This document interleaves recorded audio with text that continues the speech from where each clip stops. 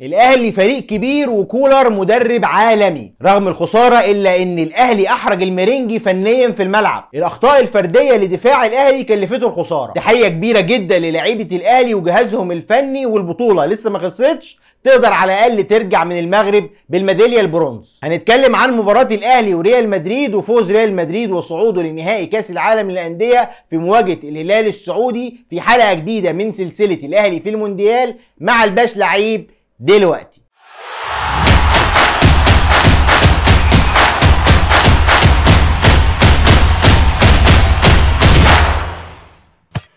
بسم الله الرحمن الرحيم، والسلام عليكم ورحمة الله وبركاته. أهلا بك عزيزي المشاهد في حلقة جديدة من سلسلة الأهلي في المونديال مع الباش لعيب. قبل ما نتكلم على الماتش لازم كلنا نعرف ان ريال مدريد احد اعرق الاندية في اوروبا بل في العالم كله، ووصلت قيمة تسويقية للاعيبته ل 294 مليون يورو، في مقابل ان الاهلي وصلت القيمة التسويقية للاعيبته ل 30 مليون يورو. شايف الفرق كبير قد ايه بين الناديين، الا ان الاهلي قدم مباراة كبيرة جدا قدام بطل اوروبا وقدر يحرجه فنيا في الملعب، وكل فرص ريال مدريد والاهداف اللي سجلها كلها كانت من اخطاء فرديه بس في الملعب. هارد لك لعيبه الاهلي وجهازهم الفني، فعلا قدروا ان هم يشرفوا الكره المصريه ويعبروا بشكل كبير قوي عن قيمه النادي الاهلي وقيمته في العالم كله، وازاي ده فريق عنده كمية البطولات زي دي، وازاي فريق زي ده عنده كمية الشعبية اللي زي دي. فعلا انا فخور ان انا اهلاوي. كولر بدأ بتشكيل زي اللي قلناه الحلقة اللي فاتت، ولو لا سألتني على انسب تشكيل هيبقى طبعا في حراسة المرمى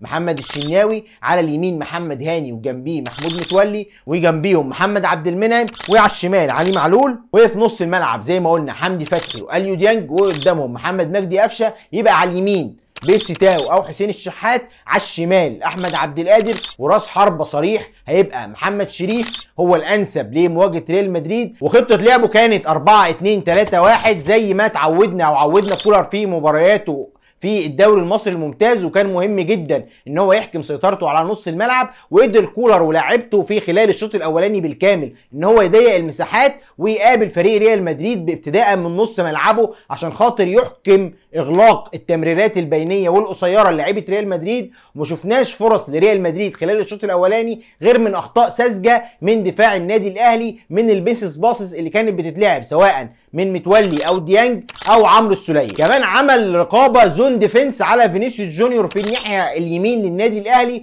عباره عن حسين الشحات او محمد هاني، او كان بيبدل مع حسين الشحات عمرو السوليه. كان دايما في 2 لعيبه ملاصقين لفينيسيوس جونيور، ما شفناش ليه اي خطوره غير في الكوره بتاعه الجون الاولاني. ولو بصيت كمان على لوكا مودريتش وخطوره لوكا مودريتش في دقه تمريراته، كان دايما موقف معاه اليو ديانج في رقابه لصيقه جدا اول ما بيقرب لمنطقه جزاء النادي الاهلي، عشان خاطر ما يدلوش الحريه في ان هو يعرف يباصي باصات تقدر تشكل خطوره على مرمى النادي الاهلي. وقدر ينجح في ده خلال الشوط الاولاني كله بالكامل النادي الاهلي ولاعيبته في ان هم ما يخلوش اي فرص خطيره تيجي على مرمى محمد الشناوي. لكن زي ما قلنا الاخطاء الفرديه والميسس باسس الكتير في الشق الخلفي للنادي الاهلي هو السبب في الجون الاولاني. الجون الاولاني مشترك في الخطا ما بين اليو ديانج ومحمود متولي. محمود متولي واقف نايم، وكمان اليو ديانج باصه متهوره الى حد ما،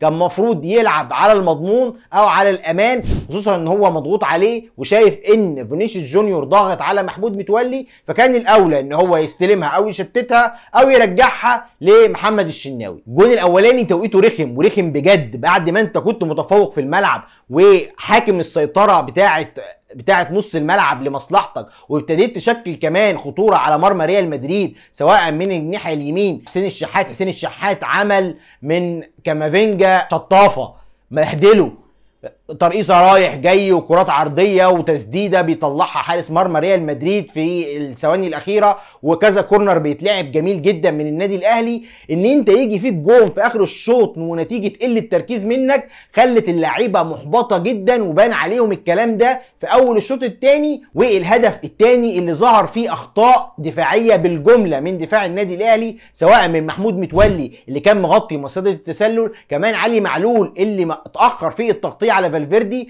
ووقف على ان الكرة اوفسايد. كان المفروض لعيب خبره زي علي معلول كان يامن نفسه بان هو يأمن على الكوره ويشتتها قبل ما تروح لفالفيردي. طبعا جون عكس سير اللقاء تماما، ودخلت الشوط الثاني في الدقيقه 46 وانت مغلوب 2-0. ابتدى بعد الجون الثاني كولر يلعب ضغط عالي في طول الملعب، وبان قد ايه الاهلي سيطر على المباراه بالكامل، وقدر ان هو يهدد مرمى ريال مدريد باكتر من فرصه خطيره. الشق الهجومي من الناحيه اليمين للاهلي سواء محمد هاني او حسين الشحات قدروا ان هم يلعبوا مباراه عظيمه جدا جدا جدا، خاصه حسين الشحات اللي بيقدم سلسله من المباريات رائعه جدا مع النادي الاهلي، وقدر ان هو يخلق فرص في مساحات ضيقه. حتى ضربة الجزاء كانت مشتركة ما بينه وبين هاني. لعبة بينت قد ايه حسين الشحات مركز في المباراة عكس لعيبة كتيرة كانت في النادي الاهلي مش مركزة، وكان ابرزهم اليو ديانج ومحمود متولي. التحركات البينية كمان اللي كان بيعملها محمد شريف ما بين خطين الدفاع بتوع ريال مدريد او قلبين الدفاع بتوع ريال مدريد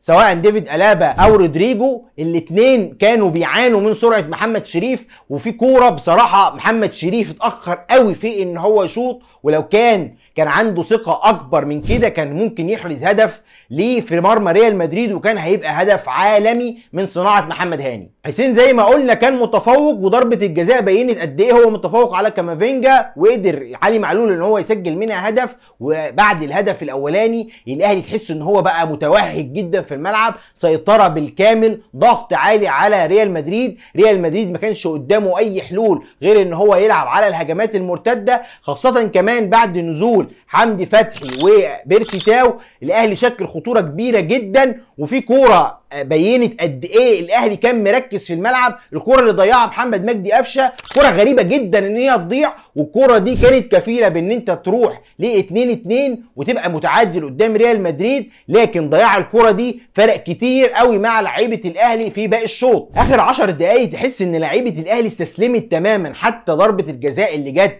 وتصدى ليها ببراعه محمد الشناوي. لوكا مودريتش من النادر ان هو يضيع ضربه جزاء، تصدي محمد الشناوي كان المفروض يدي دفعه للاعيبه النادي الاهلي ان هي تكمل بقيه الدقائق اللي جايه بشكل اكبر شراسه وباكبر قوه، الا ان الارهاق البدني اللي كان عليه لعيبه النادي الاهلي نتيجه ضغطهم طوال 45 دقيقه كامله على لعيبه ريال مدريد، ضغط متقدم، خلت لعيبه النادي الاهلي استسلمت تماما، ودخل فيك الجون الثالث والرابع من اخطاء ساذجه وفرديه بالمره. فنيا الاهلي قدر يمسح ريال مدريد في الشق الهجومي من ناحيه اليمين، وشفنا براعه جدا لمحمد هاني وحسين الشحات اللي انا شايفهم من وجهه نظري هم نجمين اللقاء من لعيبه النادي الاهلي، الى جانب كمان ان في لعيبه كتير بانت قد ايه اللي عندها مستوى وشخصيه كبيره وتستحق تلعب في اكبر انديه في اوروبا، زي محمد الشناوي، زي محمد عبد المنعم، زي حمدي فتحي، زي كمان احمد عبد القادر، زي حسين الشحات، زي شريف وقفشه، رغم ان هم ضيعوا اكتر من كوره الا ان لعيبه الاهلي كلهم يستحقوا الاشاده. لعيبه فعلا بجد كانوا رجاله في الملعب،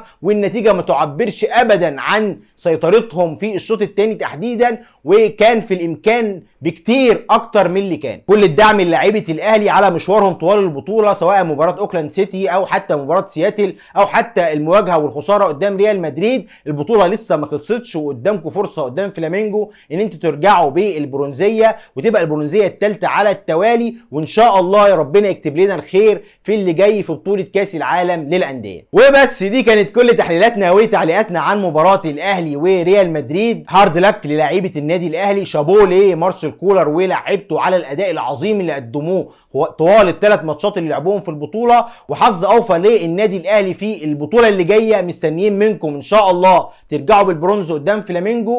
وما تنساش عزيزي المشاهد لو عجبتك الحلقه تدعمنا بلايك وشير للفيديو، وكمان سبسكرايب للقناه، واستناني في حلقه جديده مع الباش لعيب، والسلام عليكم.